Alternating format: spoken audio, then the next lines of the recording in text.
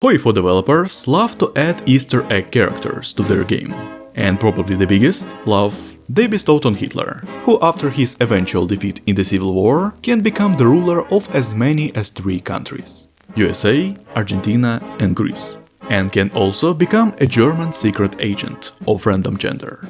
And with the latest DLC, he even got some unique secret focuses as the ruler of Argentina. So, why not combine all these Easterly possibilities into one coherent story? Welcome to the Synthetic History channel, where we talk about events that didn't happen as if they did. And in this video, with a little help from the magic of console commands, I will tell a rather absurd story about Hitler's successes and failures in establishing and expanding his power. Hitler's bizarre adventure in HOI4. The story of Adolf Hitler, as well as most people, was full of surprises, pleasant and not so pleasant. And up to the time, events were rather in his favor. World War I and Versailles, the communist revolutions, the Great Depression, the political crisis of 1932, all of them in one way or another influenced his success, which in turn allowed him to gain the support of the German people. In 1933 to become Reichschancellor, and by the next year with the death of Reich's President Hindenburg to seize virtually absolute power. And during 2 more years, he and his lads achieved significant success in domestic and foreign policy, dealt with political rivals and without consequences for themselves ceased to comply with the terms of the Treaty of Versailles, gaining even greater popular support. And the more bizarre from the realization of this information become the further events. Because in March 1936, in Germany began a civil war, organized by the joint efforts of monarchists and the remnants of the anti-Hitler opposition. The event is strange even with knowledge of the context and a whole view of the full picture of what happened. And for contemporaries, it looked like this. Thirds of soldiers from the deployed units of the Wehrmacht suddenly became monarchists. They were joined by another 100,000 monarchists from the reserve. They seized control of the western half of the country, and the population there suddenly forgot about their sympathies for the Nazis in general, and Hitler in particular. So what really happened? The conspiracy against Hitler among the military had been in preparation since he came to power, that is, for 3 years, and they had in fact been waiting for the right moment. How such a large-scale conspiracy with tens of thousands of participants was not uncovered for such a long time remains a mystery and can be called a miracle. But the right moment did appear. It was Hitler's plan to remilitarize the Rhineland. The plan satisfied 2 needs of conspirators at once: legitimization and logistics, the latter being more important than the former, but I will tell you about it too. The seizure of power by the Nazis was practically legal, and their power was legitimate. So in order to exclude the possibility of foreign intervention, they used remilitarization as an excuse. Here, they say, Hitler completely lost his fear, and we will punish him for it.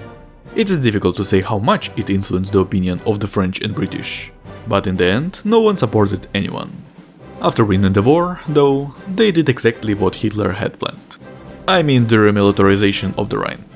Yeah, and they started a new world war, too. And with logistics, everything is simple. The preparation for the remilitarization operation gave the commanders from the conspirators' side an opportunity to move troops, weapons and munitions without suspicion, in order to implement their operation. The plan was Germanically ambitious: to kill Hitler, disarm the SS, capture the Reichstag, arrest the Nazi top brass. Basically, seize power without a civil war. Well, as you have already realized, it did not work out. Under their control was less supportive of Hitler, the western part of the country. And then the civil war began. The war itself was nothing unusual. The forces of the pro-monarchist junta were noticeably better trained and armed. Much of the supplies and ammo were in the west, and large part of the heavy and military industries were located there. Therefore, for 6 months of fighting, they pushed the Nazis to the east, and on September 10th entered Berlin. Having won the war, the monarchists expectedly proclaimed a course to restore the monarchy, and began to mop up the remaining Nazis. But we are all interested in one particular Nazi here: Hitler. What happened to him? Well, he died. At least that's what the monarchists claimed at the time. His body was found in a government bunker. The reality was different, and it became clear pretty quickly. Not wanting to give up, he fled to Austria via Czechoslovakia, with some of his remaining supporters and a large amount of money, using forged documents in the name of Adolf Schickel-Gruber. In Vienna, they intended to join the local ruling fascist party and replace its leadership, as they had done with the German Workers' Party. Somehow, their identities were not revealed, and this was repeated many times thereafter. It was as if a mental blocker was put on all the people that prevented them from realizing that Hitler was in front of them, and it was only removed when he changed his identity or country of location. Or maybe he was just a good actor. So, they were doing well in Austria at first, and they began to subdue the party under themselves.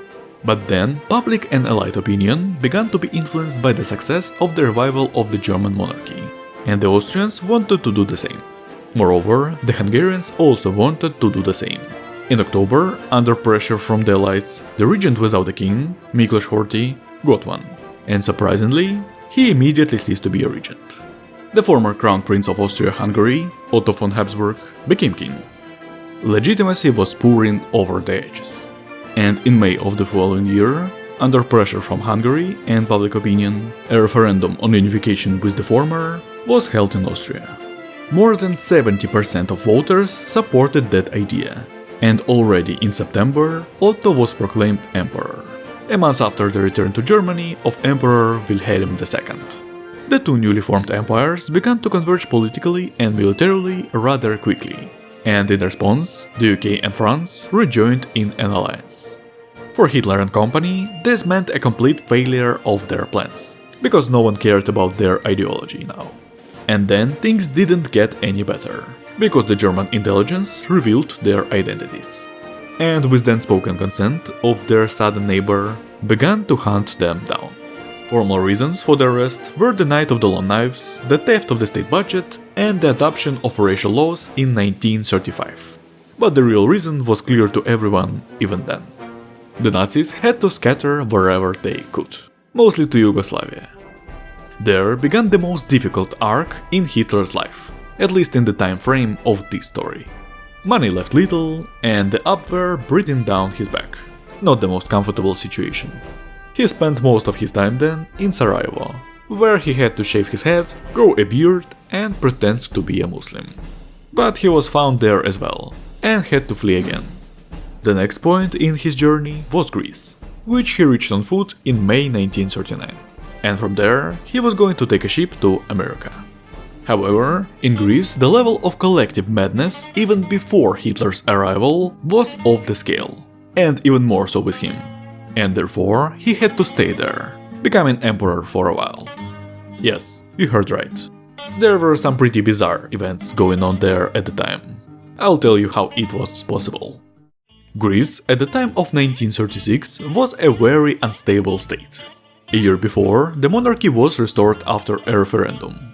After the defeat in the Greco-Turkish War, the country was in debt to the Western powers. And after the Great Depression, the situation with the economy was clearly not getting better. The defeat, by the way, had another consequence. 1.2 million forced migrants from Asia Minor, which at the time amounted to a quarter of the population. A huge number of destitute people. A large part of these people wanted revenge. And in response to this demand, the far-right party Ethniki Enosis Elat, National Union of Greece, was formed, led by Georgios Kosmidis. And you couldn't expect anything good from a man with that mustache. They started promoting the idea of a new war, while juggling populist slogans about nationalizing foreign enterprises and raising wages.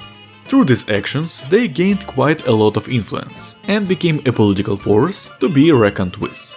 At the time, Eleftherios Venizelos became prime minister again, and he too was characterized by revanchist nationalist rhetoric, though not as radical. The natural idea was to unite these forces in a coalition. This is what happened. Then they tried to organize a revision of the terms of the Severus Peace Treaty, and in fact a new joint war against Turkey, and invited to the convention the signatories of the original treaty. Turkey was supposed to look like this, according to it. In the end, only Italian delegates came to the party. The idea failed. Kosmidis successfully blamed the failure on Venizelos, and a month later, the EEE organized a successful coup. The fascists who came to power declared that Greece could realize its ambitions on its own. Ambitions, by the way, were stillborn. There were no Greeks left in Turkey, which meant that the new territories were useless for a nation-state. Well, at least it seemed so. Moreover, Turkey was stronger militarily. The war started in March 1938, right after Atatürk's death. The Turks were shocked by this turn of events, and deciding that the best defense is offense, they went on the attack themselves. This suicidal decision eventually cost them victory in the war. The attack lasted more than half a year, and ended with the Turkish army losing half of its personnel, and the counterattack of the Greeks. The latter were more successful, so much so that they managed to encircle about a third of the remaining Turkish army, and in March 1939 occupied Istanbul, crossed the Bosphorus, and by July fully occupied the country. There was no peace treaty because there was no one to conclude it with. Turkey ceased to exist. On July 1st, Cosmides solemnly declared about revival of Byzantine. Yes, not Roman, not Romai, but exactly Byzantine Empire. Well, that's not even the strangest thing. The Turks after that abruptly stopped their resistance and guerrilla warfare. It's as if they forgot they were Turks. Anyway, how did Hitler become the emperor of this new state formation? Logically, the empire needed an emperor, and it was supposed to be the then king of Greece, George II Glucksburg. But Cosmides decided that there was too much honor for this German, and so EEE began to look for a suitable candidate. That was a man found by the monks of Mount Athos on the shores of Aegean Sea, and recognized as a descendant of the Komnenos dynasty that ruled Byzantium in the 11th and the 12th centuries, by an academic affiliated with EEE. This man later turned out to be Adolf Hitler. Most likely he was trying to get to Thessalonica, and got a bit of a wrong direction. And thus in August he was crowned as Basileus Adolphus I Komnenos. Changed one German for another, in short. But de jure, George remained king of Greece. Well, this can hardly surprise anyone at this point. However, Hitler's adventures did not end there, as you can see by the length of this video. Inspired by their seemingly impossible victory, the Greeks decided to do what they did in the case of the rise of the country, the conquest of the Balkans. Already in November, Hitler, Komnenos, announced an attack on Bulgaria. And at first, in the first months, everything went smoothly. The Byzantine army was already standing at Plovdiv. However, they forgot that they already had a war with Romania, which was in a pact of mutual defense with Turkey. And even though it was absolutely formal and none of the Romanians were fighting in Turkey, they did not sign a peace treaty. And Romanians, after the previous war, realized that just to sit and watch as Byzantium subjugate the Balkans is not a good idea. They and Bulgaria united in the Balkan Pact, and jointly restrained the Greek offensive. Moreover, they themselves went on the offensive, and achieved great success in this. Pushed the latter behind the pre-war border, broke through to the Aegean Sea, and already threatened Constantinople. It is not surprising. The Greeks were exhausted by the previous war and could not defeat two opponents at once. 3, it turns out, 2. When Yugoslavia joined the alliance, the front completely fell apart. The situation was similar to the previous war. The encirclement of half of the army, crossing the Bosphorus, and virtually unimpeded walk through Anatolia. By June 1940, Byzantium capitulated. Turkey was liberated, though not in pre-war borders. Thrace was taken by Bulgaria. Turks suddenly remembered that they were Turks, and Bulgaria also took the northern territories of Greece. Thus, Byzantine Empire de facto existed less than a year, but de jure lasted a couple more years. Emperor Adolphus, whose involvement in the war was actually not as big as it might seem, EEE and Cosmides still held power during his reign. Like the latter, was forced to flee, as the empire disappeared and people's minds were restored. Taking with him a suitcase of money, he decided to carry out his original plan, and moved to America. There he shaved, suddenly learned English, and got fake documents and a new identity. Adam Hilt, an architect from Ohio. But Hitler's political career did not end there, because he got an opportunity to become the president of the USA, or rather CSA. I'll now tell you how this became possible. When the Nazis were defeated in the Civil War, only the most loyal people fled to Australia with Hitler. The exact number is impossible to name. say 10% of the total number. The rest moved to America, mainly to the United States and Argentina. And there, for the rise in local politics, were fertile conditions. About Argentina I will tell you later. In the US, Alfred Landon won the election in 1936 with his program about to abolish social insurance and return to the gold standard. How people voted for this is not very clear, because in addition to the obvious decline in living standards, it also had a negative rather than positive impact on the ongoing economic crisis. Overproduction crises are not fixed by a decrease in demand. This in turn has led to the creation of fertile ground for the rise of all kinds of populists, from all points of political coordinates, from communists to libertarians. We are naturally interested in the far rights. At the time, there already was a fascist paramilitary organization in the USA, Silver Legion of America, or Silver Shirts, whose founders were inspired by the successes of the Nazis. When these successes ended, their popularity fell, but not for long, because the original Nazis arrived in America, becoming members of this organization. And the new branch of the crisis gave them the chance to use their most powerful move, to blame everything on the Jews. So they accumulated solid political capital, and Landon and the Republicans had to enlist their support in the fight against other similar organizations, because they had no better options. Well, one option was to roll back the reforms before it got worse, but that would mean admitting their incompetence, so nah. Thus, the situation didn't get any better. More and more strikes, rallies, and so on. The Democrats had to wait for the next election, which they would have no problem winning, because Americans don't know how to vote for anything other than those two parties. And everyone would forget about the past 4 years like a bad dream. The system was supposed to work, as always. It should have. But the Democrats did not wait for this moment. According to them, it was necessary to act as soon as possible, and therefore they themselves began to create their paramilitary organizations, gaining the support of part of the army and stealing weapons from army warehouses. And then, in November 1938, they tried to organize a rebellion with centers in New England and California, starting the Second Civil War. Then they were joined by several other states from the West and Midwest, and the situation was no longer so clear-cut. The government was unable to run the country in a state of civil war, and the military, led by General Douglas MacArthur, came to the forefront. They created the Government of National Defense for a time of turbulence. At the same time, the Silver Shirts didn't lose their influence, even on the contrary. Their paramilitaries took part in the war, and in war whoever has a gun is right. And the right-wingers turned out to be right. They began to gradually crush the rebels. First, under the control of the government, returned to the east. In August 1939, they recaptured the last city, Providence. But the rebels to the end of the war managed to maintain control over Lake Ontario. It took longer to retake the west, cause deserts and mountains are not very suitable for warfare. But then, in 1941, the rebels ran out of manpower, and were quickly defeated. With the end of the war, the victors, namely the army and Silver Shirts, held a constitutional convention, where the country was renamed the Confederate States of America. The Government of National Defense and MacArthur, under pressure from Silver Shirts, resigned their emergency powers. The question arose: who would be president until the new election?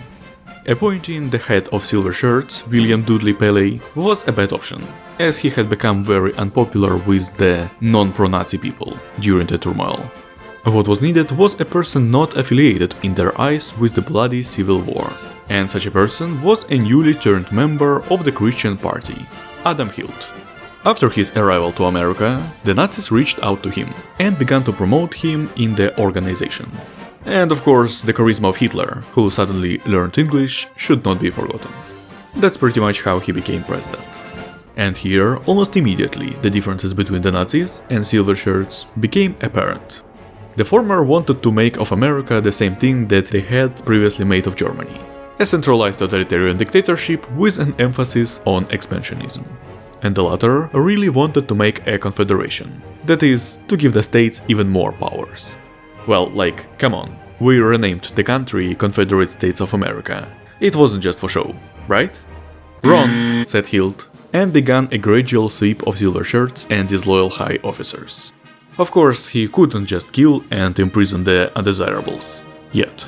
Until public opinion was, until it disappeared. So they were sent to unimportant posts and to retirement. MacArthur, for example, was sent to China as chief of staff. It seemed like a cool position, but in China he could not use his political influence. At the same time, the country was recovering from the war, and the Nazis received an influx of popularity from the post-war economic recovery, because it is always easier to grow from a low base. Large state investments went into development of military-industrial complex, the construction of military infrastructure, and the increase of the army. It is not surprising. The guys, judging by their plans, were preparing to almost take over the world. And by the middle of the next year, they achieved victory over the Confederates. On June 30, at the next convention, Hilt announced their naming of the country into the Free American Reich. Empire. Each state was now to have its own governor, appointed by the federal government. The president was not elected, parliament lost most of its powers, and so on. All in all, a complete riddance to democracy, at least at the top of the government. And this could be considered a victory for Hilt and the Nazis. The only thing left to do was to ban the other parties, and they could go on to take over Americas, starting with Cuba. But just a week later, information surfaced that Adam Hilt was none other than Adolf Hitler. The public was shocked by this news, and yesterday's loyal elements in the government and army suddenly ceased to be so. But the most important thing was not the fake identity of the president, but the fact that he was not born in the US, and even lived in the country for less than 14 years. And these restrictions were not removed from the constitution. And since the clay of the colossus of American Nazism had not yet withered, it collapsed rather quickly, within a month. All amendments to the constitution were rolled back. Nazis were put out in the cold. Some were jailed, some were simply deported, but some remained in the US politics. Hermann Göring, for example, managed to get elected governor of Texas. But this did not cancel the fact that the events that took place during these years caused a huge damage to democracy in the United States, from which they had to recover for another 50 years. And Adam Hilt was probably not even the main culprit of what happened. The culprits have just returned to the government, because Americans don't know how to vote for anything but Republicans and Democrats. However, it is rather difficult to find innocent people. Hitler himself was facing at least prison, so he arranged a voluntary deportation to Argentina, where he was invited by his pals, who had already settled there. In Argentina, there were events very similar to those that took place in the USA. The Great Depression undermined the already weak economy, then the growth of unemployment caused by urbanization, the crisis of the political system, electoral fraud, high corruption. 1930s have entered the history of Argentina as infamous decade. On top of this was the forced dependence of the local agricultural sector on the Roca-Runciman agreement with the UK, under which the latter, for the sale of beef, which at the time was the main Argentine product for export, received a bunch of different economic concessions and control over Argentine railroads. This dependency obviously didn't appeal to many people, which led to a rise in nationalist sentiment. At this time, escaped Nazis arrived in the country, and against this backdrop, they began to gain influence, doing all the same things they had done before. Then they conspired with the Argentine military, and in April 1940 organized a coup d'etat, as a result of which the military junta became the ruler of the country. The president became, well, whatever. There was no consensus among the military about the leadership of one general, and therefore the dissatisfied began to look for another candidate. That's when Hitler became available. Hence, he was invited to become president. No one seemed to be bothered by his previous failures, and neither did Hitler himself, it seems. Fourth time the charm, he probably said, and sailed to Argentina. There he became Senior Adolfo Hitler, and with his supporters went to the Pink House, the residence of the presidents of Argentina, where in broken Spanish very convincingly told why he should rule the country. The president agreed, and gave the post to Hitler. And in Argentina, the Nazis completely lost their threat. For in October 1932, Hitler announced the reorganization of Argentina in the Fourth Reich. This time they had a solid plan to get into the ongoing World War II in Europe as a legitimate government in exile, and take back Germany. And they even got the British to endorse this plan. In exchange for their help in the war, they agreed to recognize them as the government of Germany. So the Fourth Reich joined the Allies, and the Argentine soldiers sailed for Europe. The Argentines still weren't confused about anything. And they should have been confused, because they had to fight for almost 3 years. They were involved in the unsuccessful butcher's assault of Essen across the Rhine and in the campaign in northern Italy, achieving the surrender of the latter. And with the opening of the front in northern Germany in 1944, they became the main offensive force there. Quite a successful force. In a few months they occupied the entire North Sea coast and stood near Berlin, which was occupied in May. Before the final defeat of the German Empire, however, was still 6 months. Then Austria-Hungary quickly surrendered. Just within a month of fighting, Argentine troops entered Vienna, and already in December, the war in Europe ended with the division of spheres of influence, according to which, under the control of the Fourth Reich, passed all of Germany, as well as the lands of Austria-Hungary, inhabited by the German-speaking population. Well, at least that was how Germany was supposed to be, according to the Nazi plan. In reality, the post-war borders looked like this. As you can see, there is no Fourth Reich here. And the reason is quite simple. The Nazis were ditched.